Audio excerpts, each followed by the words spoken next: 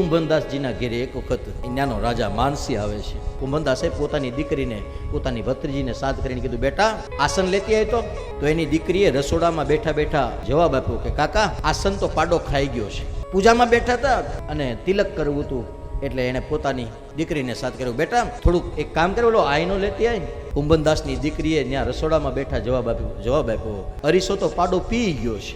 માનસી વિચારે છે કે આ બધું કેમ? કુંભનદાસજીને પૂછ્યું કે મહારાજ અમે તો પરમ વૈષ્ણવ છો, તમારું દર્શન અમારા પાપને બાળી નાખે, પણ આ આસન કઈ પાડો ખાઈ જાય થોડો? ત્યારે કુંભનદાસે કીધું કે આસન એટલે ઓલું ફૂતરનું કે કોટનનું નહીં, પણ મારી પાસે આસન નહોતું એટલે મેં ડાભનું આસન બનાવ્યું હતું. એ હું ઊભો થયો ને તે પાડો આવ્યો છે, ખાઈ ગયો છે. ઘરમાં અરીસો નથી, પણ સવારમાં ઉઠીને એક કાથરોટની અંદર તાજું પાણી ભરે અને કુંભનદાસ પોતાની મોઢું એમાં રાખી અને કપાળમાં તિલક કરે.